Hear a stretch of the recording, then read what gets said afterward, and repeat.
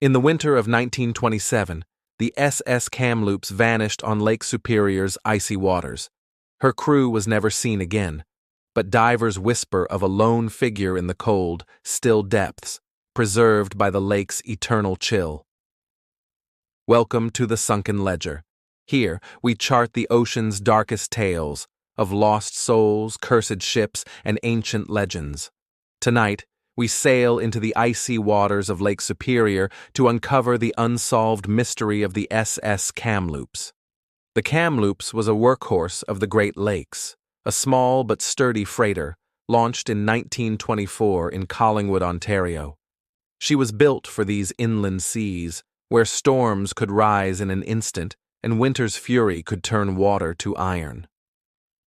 In December 1927, the Kamloops was bound for the remote shores of Michigan's Upper Peninsula, her holds packed with the goods of the season: farm machinery, steel pipes, bales of wire, and barrels of food and paint.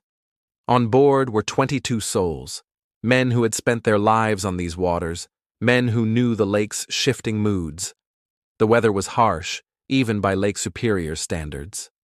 The gales of November had barely ended, and the air was bitter with snow and ice. The Kamloops was last sighted on December 6th by the steamer Quebec, pushing through the swirling snow near Isle Royale. Her decks were rimed with frost, her silhouette blurred by the blowing squalls. Then she vanished. No distress calls were ever heard. No flares lit the frozen night. When she failed to arrive at her destination, search parties scoured the icy shorelines and the silent expanse of the lake. Days turned to weeks, but no lifeboats, no cargo, no sign of the Kamloops was ever found. For decades, she became a ghost ship, an echo in the records, a story told in the dim-lit taverns of the north. Some said she had been swallowed by a sudden squall, the lake's icy grasp pulling her down before the crew even had time to cry out. Others whispered of ice fields, thick and jagged, that could tear a steel hull apart in an instant.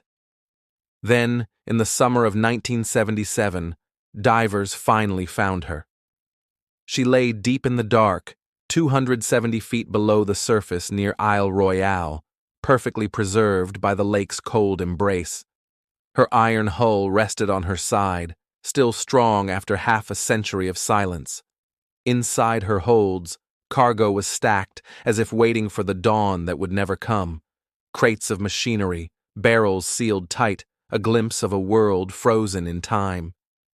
It was in the engine room that divers found him, the frozen man.